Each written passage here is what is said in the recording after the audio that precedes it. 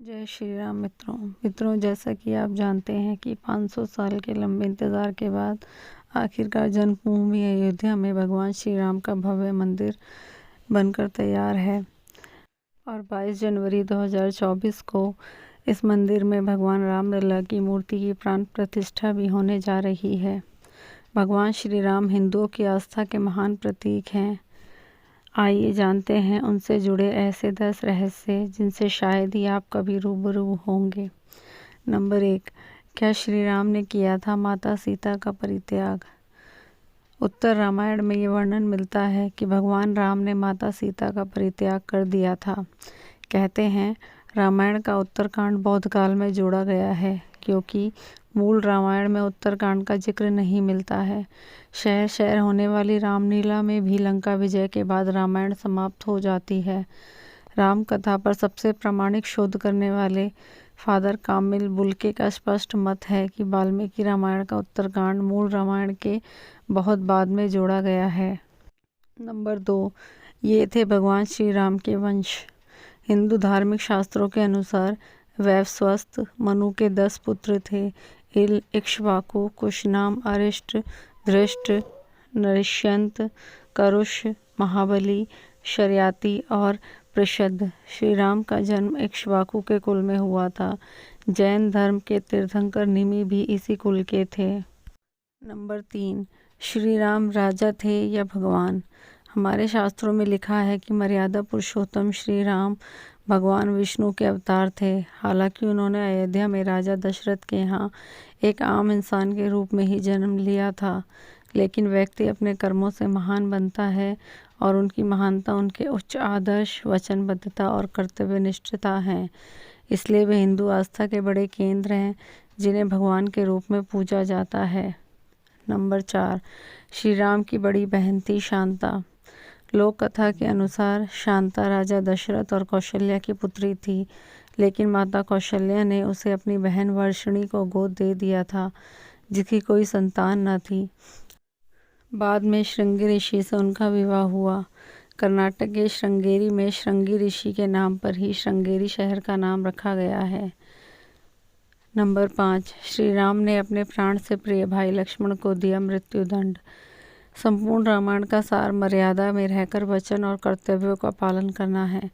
इसके मुख्य किरदार भी भगवान श्री राम हैं। कहते हैं भगवान श्री राम ने अपने वचन का पालन करते हुए अपने प्राण से प्रिय भाई लक्ष्मण को मृत्युदंड का आदेश दे दिया था।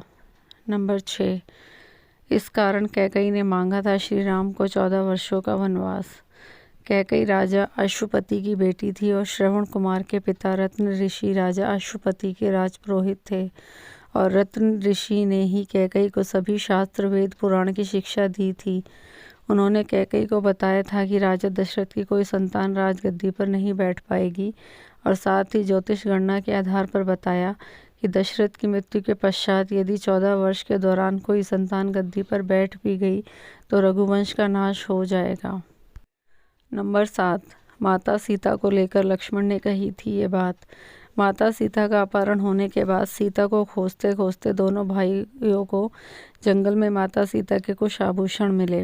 राम ने उन आभूषणों में से कर्णफूल को दिखाकर लक्ष्मण से पूछा कि यह तो सीता के कर्णफूल हैं, लेकिन यह घने वन में कैसे आए? इस पर लक्ष्मण ने कहा कि हे भैया राम, कर्णफूल भाभी के ही हैं, यह मैं कैसे बता सकता हूँ? मैंने तो कभी भाभी के मुख की ओर देखा ही नहीं। मैं तो सेवक और पुत्र भाव से सदा भाभी के चरणों को देखा है, इसलिए मैं सिर्फ उनकी पायल को पहचानता हूँ। नंबर 8, ऐसे मिले थे प्रभु राम और भक्त हनुमान। हनुमान जी ब्राह्मण का रूप धारण कर प्रभु श्री राम और लक्ष्मण के पास पहुँचे। जब उन्होंने प्रभु श्री राम और लक्ष्मण को देखा तो वे उनके तेज से बेहद प्रभावित हो गए। वे समझ गए थे कि ये दोनों वीर कोई आम इंसान नहीं बल्कि साक्षात किसी देवता के रूप है। हनुमान जी अपने आराध्य देव को पहचान गए और उन्होंने अपने नाथ के चरणों में गिरकर उन्हें दंडवत प्रणाम किया।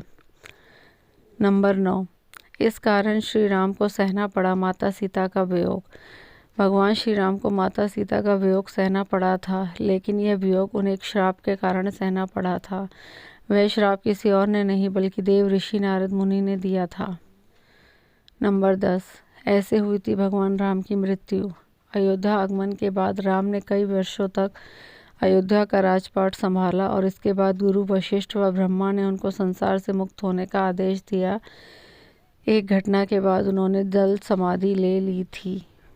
मित्रों, यदि आप भी रामलला की होने वाली प्राण प्रतिष्ठा से प्रसन्न हैं तो कमेंट में जय श्री राम ज़रूर लिखें और इस वीडियो को लाइक करें और चैनल को सब्सक्राइब करें।